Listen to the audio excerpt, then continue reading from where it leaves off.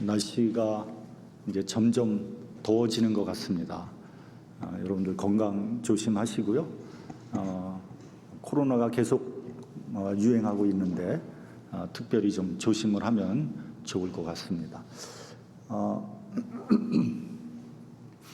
우리가 이 세상 살아가는데 세 가지 복을 받아야 된다, 그런 말을 합니다. 첫 번째는 부모님을 잘 만나야 되죠. 그것은 뭐 말할 필요도 없이 중요합니다. 두 번째는 배우자를 잘 만나야 됩니다. 아내는 남편을, 남편은 아내를 잘 만나야 되는 거죠. 근데 저는 잘 만나는 것보다 서로 만나서 잘 이루어가는 것이 훨씬 더 중요하다, 그렇게 생각을 합니다. 열렬히 사랑해서 연애를 하다 결혼했는데 결혼하고 나서 금방 헤어져 버립니다. 그렇게 좋아했는데, 죽고 못 살았는데 금방 헤어지는 것을 보면 도대체 어디서부터 잘못됐는지 잘 모르죠. 그런가 하면은 중매로 만나서 100년 해로하는 부부도 많이 있습니다. 아마 여기도 중매로 만나서 살아가는 분들도 아마 계실 겁니다만, 저희 부모님 세대는 거의 100% 다 중매로 만나지 않았습니까? 그런 분들은 만나서 관계를 잘 맺어가고 있었던 거죠. 그러니까 처음부터 단추를 잘 꿰야지 잘못하면 평생 고생하게 됩니다. 세 번째는 선생님을 잘 만나야 됩니다. 요즘에는 뭐 선생님의 중요성이 많이 약화가 됐지만 사실은 선생님의 역할은 굉장히 중요한 거죠. 특별히 그 한참 감수성이 예민한 나이에 선생님의 영향은 거의 절대적일 수도 있다, 그렇게 생각이 됩니다.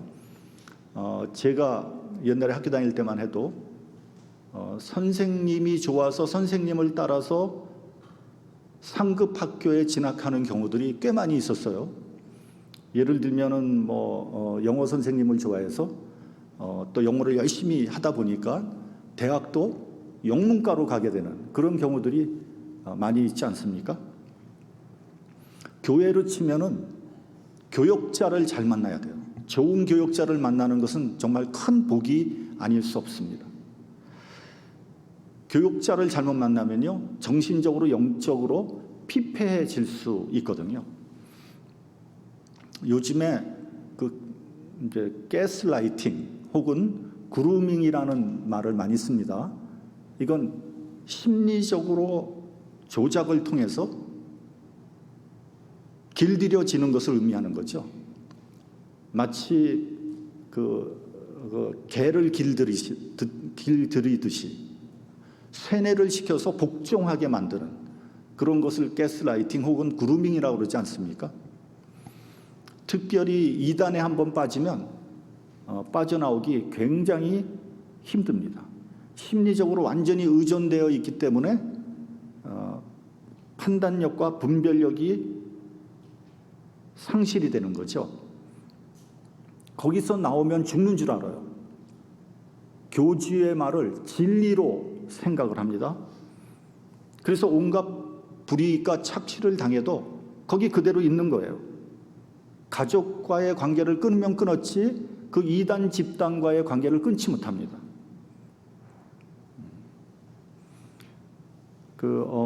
몇 년 전에 어떤 여자분이 저에게 전화를 했어요. 저는 전혀 모르는 분인데, 그래서 그분이 하는 말이 뭐라 그러냐면 딸이 하나 있는데 대학을 다닌다는 거예요. 근데 대학에서 신앙생활 참 잘하는 그런 딸이었다는 거예요. 그러니까 애가 워낙 선하고 착실하고 신앙생활도 잘하니까 아무 걱정도 하지 않았던 거죠. 그러던 어느 날 그 교회에서 한 명의 교역자와 한 10여 명이 자기 딸과 함께 한 10여 명이 그 교회를 나와서 집단으로 함께 합숙 생활을 하고 있다는 거예요. 그래서 그 어머니가 딸더러 집에 들어오라고 얘기를 해도 말을 듣지 않고 연락을 확 끊어버리고 자기들끼리 그렇게 합숙하며 살고 있다는 거죠. 이거 어떻게 하면 좋겠느냐? 그렇게 전화가 왔어요. 뭐 저는 전혀 모르는 사람이고 뭐 제가 해줄 수 있는 말은 뭐 거의 없지 않겠습니까? 그게 바로 전형적인 가스라이팅, 그루밍을 당한 거예요. 조심해야 됩니다. 어느 대학 부근에 2세들이 모이는 교회가 있었어요. 그 교회에 학생들이 1000여 명 이상 모이는 굉장히 큰 교회였습니다. 그런데 그 교회는요, 그 학생들이 거기를 졸업하면 그 지역을 떠나지 않아요. 그 지역에서 잡을 잡고 그 지역에서 그 교회를 섬기는 거예요. 다른 데에서 더 좋은 잡 오퍼가 있어도 안 가요. 그 뭔가 좀 이상한 거 아닙니까? 아니, 문제가 있는 거 아닙니까?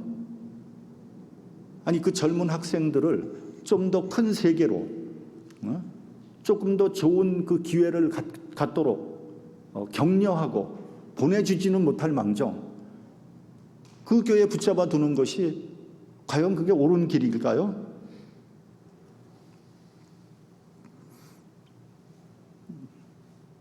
그것도 일종의 가스라이팅이다. 그렇게 생각을 합니다. 교인들은 자녀들을 보내놓고 그 교회에서 뭐 착실하게 신앙생활 하니까 그 교회를 신뢰하고 너무 좋아했던 거예요. 근데 저는 사실 그 교회에 대해서 경고를 많이 했거든요. 부모들에게. 근데 부모들이 싫어하는 거죠. 거기서 그렇게 신앙생활 열심히 하고 그렇게 착실하게 사는데 왜 그러느냐? 근데 저는 조심해야 된다고 여러 번 얘기했거든요. 근데 얼마 전에 그 교회에서 문제가 생겨서 그 교회가 거의 공중분해되다시피 했습니다. 그 교회를 다니는 학생들은 뭐 영적으로 어찌할 바를 모르고 방황하고 있는 거예요. 저는 개인적으로 목회자는 교인들에게 올바른 판단력과 분별력을 가질 수 있도록 길러주는 목회자가 좋은 목회자라고 생각을 합니다. 그래서 스스로 판단하고 결정할 수 있도록 만들어 주어야 하는 거죠.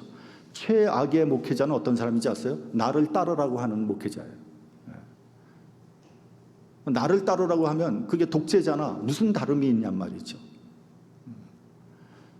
전에 어떤 분이 그러시더라고요. 교회가 일사불란하게 움직여야 되는데 아닙니까? 아니, 일사불란하게 움직이는 그게 군대지 그게 교회입니까? 여러분, 교회는 그리스도의 사랑으로 서로 협조하고 서로 격려하면서 하나님의 나라를 만들어 나가는 곳이 교회예요. 그래서 교회는요, 서로 의견이 다를 수 있고 갈등이 일어날 수 있고 문제가 생길 수 있는 거예요.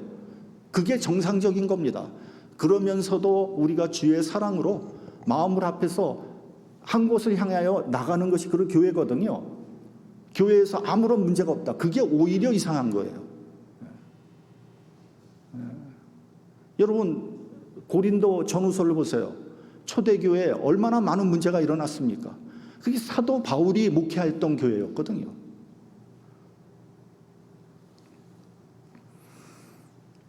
특별히 교인과 교역자의 관계는요, 지식을 주고받는 관계를 넘어서는 거예요. 교인들은 교역자를 통해서 영적인 말씀을 공급받습니다.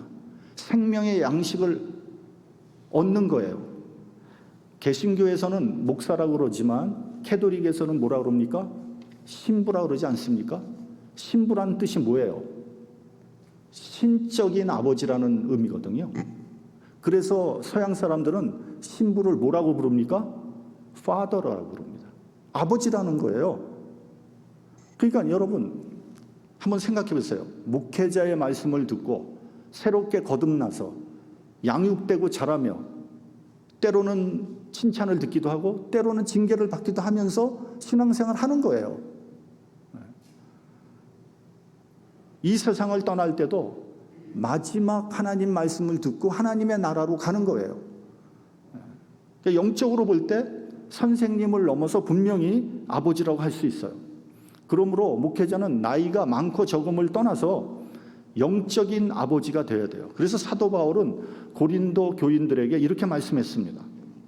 그리스도 안에서 1만 스승이 있으되 아비는 많지 아니하니 그리스도 예수 안에서 복음으로써 내가 너희를 낳았습니다. 그러므로 내가 너희에게 권하노니 너희는 나를 본받는 자가 되라. 그러니까 사도 바울의 그 아버지와 같은 그 마음을 잘 표현한 글이다, 이렇게 볼 수 있습니다. 우리 본문 6절을 봉독하겠습니다.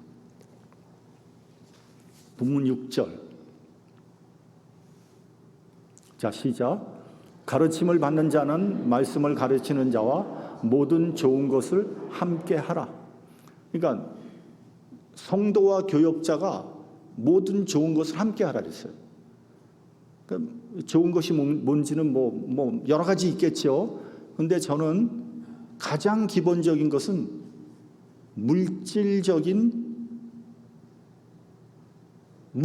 서포트라고 저는 생각합니다.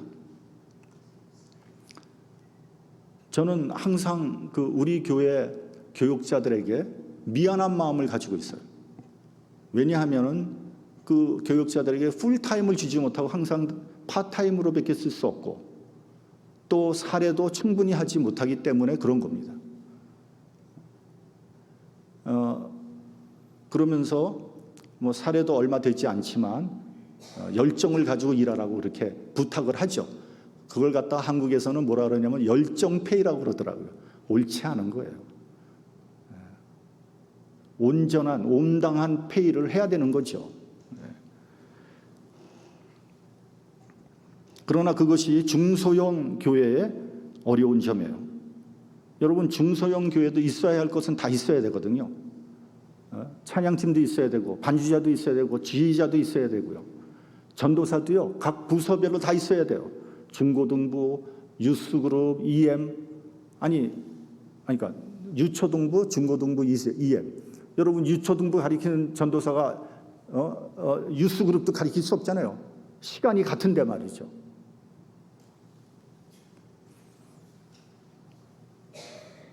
그러나 재원이 한정되어 있기 때문에 다 쓸 수 없는 거예요. 그래서 우리 교회가 조금 더 부흥해야 되는 이유가 거기에 있는 겁니다. 우리 교회는 지금 중고등부 전도사가 없습니다. 그러면 한번 생각해 보세요. 부모의 입장에서 아이들에게 말씀을 가르치는 전도사가 없으면 어떤 생각이 들겠어요? 우리 아이들을 다른 교회에 보내야 되지 않겠나? 결국은 다른 교회에 보낸단 말이죠. 얼마 되지도 않는 그 중고등부 아이들이 없어져 버리는 거예요. 교육자가 없는데 중고등부가 부흥할 수 있겠습니까? 악순환이 계속되는 겁니다. 그래서 조금 무리를 해서라도 중고등부 전도사를 뽑아야 돼요. 근데 사실은요, 지금 중고등부 그러니까 전도사를 구하는 게 너무너무 어려워요. 왜냐하면 1.5세나 2세들이 지금 신학교를 안 가거든요. 신학교 가봐야 다 열정페이 하고 있으니까 그거 믿고 어떻게 신학교를 가겠어요. 그래서 지금 교회마다 전도사가 없어서 난리도 아니에요. 저는 우리 PCUSA 우리 교단을 굉장히 좋아합니다. 우리 교단이 잘못하는 것도 있겠지만 전 우리 교단의 신학 나가는 방향을 굉장히 좋아해요. 소외되고 약하고 가난하고 고통받는 사람 편에 서려고 하고요. 인종차별하지 않고요. 또 인권을 존중하는 교단의 정신을 좋아하고 있는 거죠. 전에 이제 어느 장로님이 저한테 우리 교단을 떠나자는 거예요. 그래서 왜 그러냐 물어봤더니 우리 교단이 좀 너무 리버럴하다는 거예요. 보수적인 교단으로 가자는 거죠. 그분의 말에 일부 이해가 되는 면이 있지만 교단을 떠날 수는 없는 겁니다. 저는 보수교단 별로 좋아하지 않아요. 왜냐하면 겉으로는 그렇게 말하지 않지만 은근히 백인 우월주의가 들어가 있거든요. 그리고 선민의식이 들어가 있거든요. 동양인들 차별하거든요. 흑인 차별하거든요. 그리고 거룩한 척하면서 나쁜 짓 뒤에서 다 하거든요. 오히려 그래서 정말 저는 현대판 바리새인들이 보수 교단이다. 저는 그렇게 생각하거든요. 물론 안 그런 사람도 있지만 말이죠.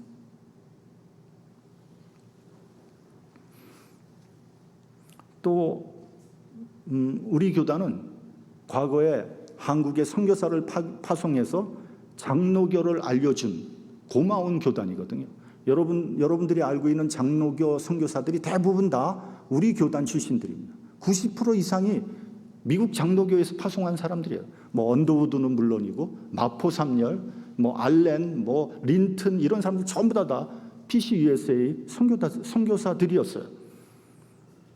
그렇게 은혜와 도움을 많이 받았는데 지금 조금 마음에 안 든다고 교단을 확 바꿀 수는 없는 거죠. 그랬더니 들리는 말에 의하면 교단에서 받는 베네핏이 많아서 목사가 교단을 안 떠난다는 거예요. 천만의 말씀이요.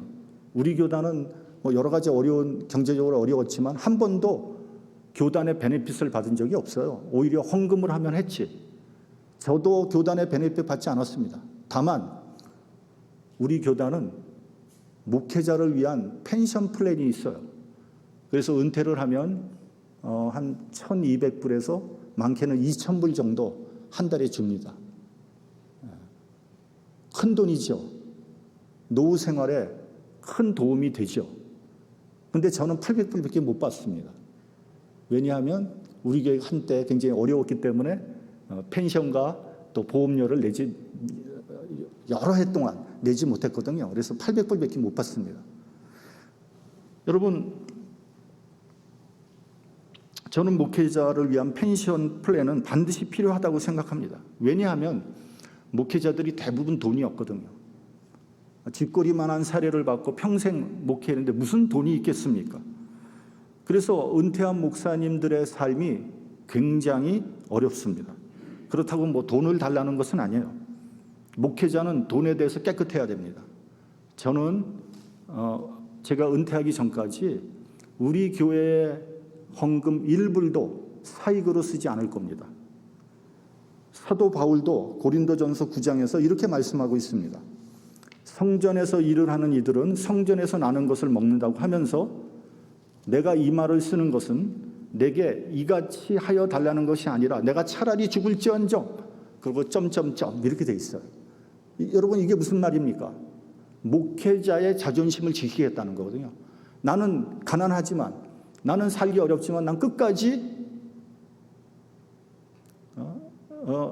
부정하게 살지 않겠다는 거거든요. 깨끗하게 살겠다는 거거든요. 어쨌든 교단에서 연금을 주면 최저 생활비는 확보가 되니까 남에게 손 벌리지 않을 수 있는 거죠. 여러분 목회자가 담임 목사로 있을 때 뭐 목사님하고 대화하지 은퇴하고 나면요 거들떠보지도 않거든요. 진짜 거들떠보지도 않거든요. 여러분 한번 생각해 보세요. 담임 목사가 은퇴하고 나서 여기저기 손이나 벌리고 다니고 품위를 지키지 못하면 여러분들 어떻게 생각하겠어요? 목사가 돈에 연연하면 안 되지만 그렇다고 물질 세계에서 돈이 없이는 살 수 없는 거 아닙니까?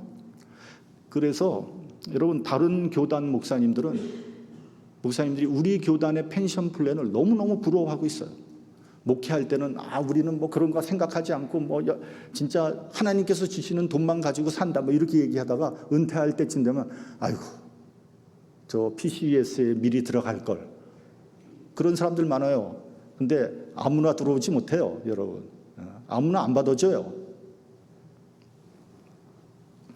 우리 본문 7절을 봉독하겠습니다. 본문 7절. 자, 시작. 스스로 속이지 말라. 하나님은 만홀히 여김을 받지 아니하시나니 사람이 무엇이든 심든지 그대로 거두리라. 그리고 이어서 보면은 육체를 위해서 심는 자는 썩어진 것을 거두고 성령을 위하여 심는 자는 영생을 거둔다고 했습니다. 그러니까 다시 말하면 콩 심은 데 콩 나고 팥 심은 데 팥 난다는 거예요. 그렇기 때문에 좋은 것을 심으라는 말씀이에요. 좋은 것을 심지 않았는데 좋은 것이 날 리가 없습니다. 선을 심으면 선이 나오고요, 악을 심으면 악이 나오게 돼 있습니다. 증오를 심으면 증오가 나오고요, 사랑을 심으면 사랑이 나오게 돼 있어요. 증오를 심었는데 사랑이 나올 수가 없는 거죠. 내가 진실로 남을 용서하면 하나님께서도 나를 용서해 주시는 겁니다. 주기도문에서도 보면은 우리가 우리에게 죄 지은 자를 사하여 준 것 같이 우리의 죄를 사하여 주옵시고 라고 되어 있어요. 이 문장을 우리가 잘 보면은요, 우리가 먼저 나에게 죄 지은 사람을 용서해 줘야 된다는 거예요. 그래야지 하나님께서 내 죄를 용서해 주신다는 말씀이에요. 나는 하나도 용서해 주지 않으면서 나만 용서해 달라 그러면 그건 염치 없는 사람 아니겠습니까? 여러분, 남이 나를 어떻게 대하고 있습니까? 나에게 친절하게 대합니까? 그러면 내가 그 사람에게 친절하게 대한 거예요. 만약에 남이 나에게 거칠게 대하고 적대적으로 대했습니까? 그러면 내가 그 사람에게 적대적으로 대한 거예요. 애누리 없습니다. 저 사람 왜 나한테 저렇게 적대적으로 대하지? 내가 그렇게 대했기 때문에. 여러분, 작용과 반작용이 있는 거예요. 나는 그렇게 대하지 않는데 상대방이 나한테 적대적으로 대해요? 천만의 말씀이요. 그런 건 없습니다. 그렇기 때문에 나를 먼저 돌아봐야 됩니다. 남 핑계 댈 것이 없어요. 남은 나를 비춰보는 거울입니다. 내가 먼저 심어야 되는 거예요. 어떤 사람이요, 이렇게 기도를 했습니다. 하나님, 지금 제가 다 망하고 먹고 살기가 너무 힘듭니다. 지금 밥 먹을 것도 없습니다. 그래서 복권 한 번만 당첨되게 해주세요. 그렇게 기도를 했어요. 다른 건 하나도 제가 원하지 않습니다. 지금 당장 먹고 살기가 어려우니까 한 번만 복권 되게 해주세요. 꼭 좀 부탁드립니다. 그런데 그 기도를 응답이 없어요. 기도해도 응답이 없으니까 이 사람이 화가 나잖아요. 그래서 하나님한테, 아니 하나님, 어쩌면 나에게 이렇게 인색할 수 있습니까? 내가 신앙생활 잘했잖아요. 복권 한번 맞추게 해달라는데 그거 하나 안 들어주십니까? 그랬더니 하나님이 이렇게 말씀하시더라는 거예요. 야, 이 녀석아, 네가 복권을 사야지 당첨을 시켜주든지 안 해주든지 할 거 아니냐. 복권을 사야죠. 복권도 안 사고 복권 당첨하게 되려면 그게 되겠습니까? 여러분, 이 말은 무슨 말인지 아세요? 어떤 사람은요, 하늘에서 그냥 복이 뚝 떨어지기를 바라는 사람이 있어요. 여러분, 그런 건 없어요. 내가 먼저 심어야 돼요. 내가 행동하고 기도해야 돼요. 어떤 사람은 기도만 하면 다 되는 거로 생각해요. 천만의 말씀이요. 아니, 예를 들면 우리 옆에 성도가 가난해. 밥 먹을 게 없어. 하나님, 저 사람한테 밥 먹을 걸 주세요. 밥 먹을 게. 그런 기도는 안 들어주십니다. 네가 도와. 내가 도와야지 그다음에 하나님께서 도와주시는 거죠.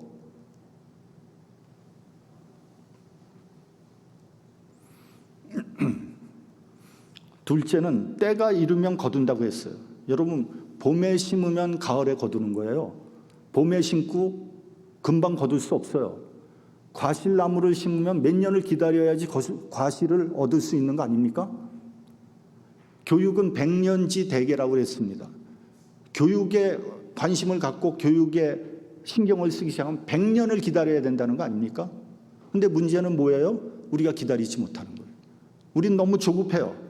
당장 눈앞에 결과물이 나와야 됩니다. 어떤 젊은 목사님이 그러더라고요. 자기가 교회에 부임한 지 2년이 좀 넘었는데 장로님들이 은근히 압박을 한다는 거예요. 그래서 무슨 압박을 하냐? 그랬더니 아니, 목사가 새로 왔는데 2년이 지났는데도 교회가 부흥이 되지 않는다고 압박을 한다는 거예요. 여러분, 교회 부흥이 그렇게 쉬운 겁니까? 그렇게 쉬우면 자기들이 부흥시키지 왜 목사한테 부흥시키라고 그럽니까?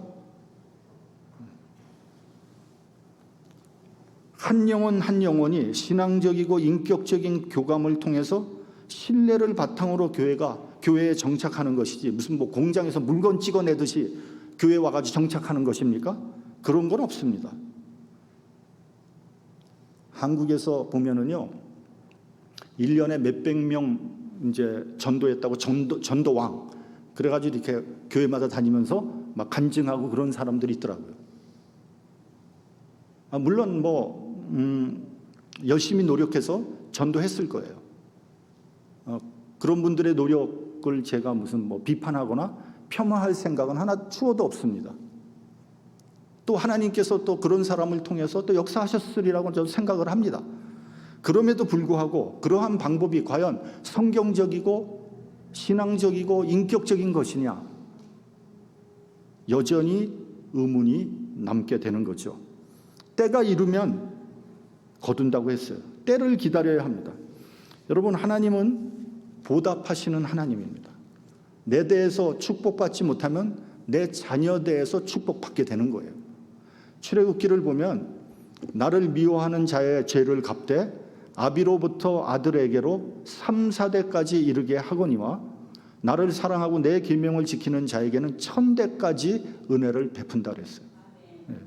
여러분, 우리가 하나님의 계명을 지키고 하나님을 사랑하는 사람은 1000대 이르기까지 하나님께서 은혜를 주신다 그랬어요. 네.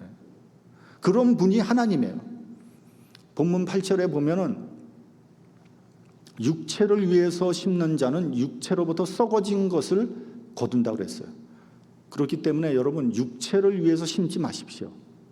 육신적이고 세상적인 것을 위해서 투자하지 마십시오. 그거 다 헛된 것들입니다. 육체를 위해서 투자하는 사람은 썩은 것을 거두게 될 거예요. 여러분, 그 탤런트 김혜자 씨 아시죠? 그분이 보석을 그렇게 좋아했대요. 보석. 그래서 자기의 마음에 드는 보석만 있으면 그게 값이 얼마가 됐든 돈은 있으니까 기어코 샀다는 거예요. 그런데 이제 어떻게 하다가 월드 비전을 따라서 아프리카에 단기 선교를 간 거예요.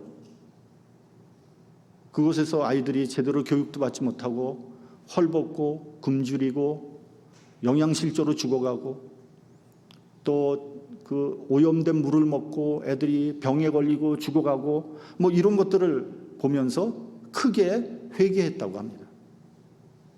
그 다음부터는 돈만 생기면 그 아이들을 위해서 돈을 보내는 거예요. 그래서 그분이 한때 수백 명을 후원을 한 거예요. 여러분, 월드비전의 그 어린애들을 돕는 것들은 하루에 커피 한 잔 절약하면은 한 생명을 구할 수 있는 거예요. 그러니까 이거는 돈의 문제가 아니죠. 마음의 문제인 거예요. 전도서 11장을 보면요, 너는 내 식물을 물 위에 던지라 그랬어요. 여러 날 후에 도로 받으리라, 이렇게 돼 있어요. 여러분, 물질을 물 위에 던지면 그냥 없어져 버릴 것 같죠? 하나님의 방법은 그게 언제가 될지는 모르지만 언젠가 도로 받게 될 것이다. 이 세상에서 받지 못하면 하늘나라에 가서라도 받게 될 것입니다. 문제는 뭔지 아세요? 우리가 식물을 물 위에 던지지 못한다는 거예요. 왜요? 아까워서, 혹은 의심이 생겨서. 그러니까 진짜 영적인 축복을 받지 못하는 거죠. 여러분, 이 하나님의 말씀 믿고 과감하게 던지시기 바랍니다. 마지막으로 우리 9절을 봉독하겠습니다. 9절. 자, 시작. 우리가 선을 행하되 낙심하지 말지니 피곤하지 아니하면 때가 이름에 거두리라. 여러분, 선을 행하다 보면 낙심하게 될 때가 있어요. 좋은 일 하고 내 나름대로 열심히 하는데 이게 무슨 소용이 있겠나? 이렇게 해봐야 뭐가 바뀌겠나? 이런 생각이 들고 낙심할 때가 있단 말이죠. 그러나 실망하지 마십시오. 때가 이르면 거두게 된다 그랬어요. 여러분, 목회를 하다 보면 낙심하게 될 때가 있어요.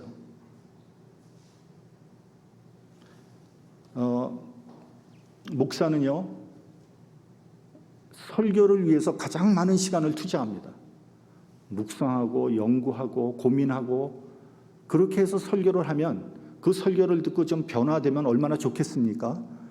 근데 10년, 20년 설교를 해도 그날이 흩어진 것 같아요. 모르죠. 또 변화되는지도 모르겠지만, 게다가 설교를 하면 막 딴짓하고 졸고 그러면은 이제 마음이 상합니다. 근데 어떤 제 선배 목사가 이렇게 얘기하더라고요. 그래도 교회에 와서 조는 게 낫지 안 오는 것보다는 낫지 않은가? 그렇게 얘기를 하더라고요. 제가 그 말을 듣고 깨달은 게 있어요. 나는 주의 종으로 열심히 준비해서 설교하면 된다.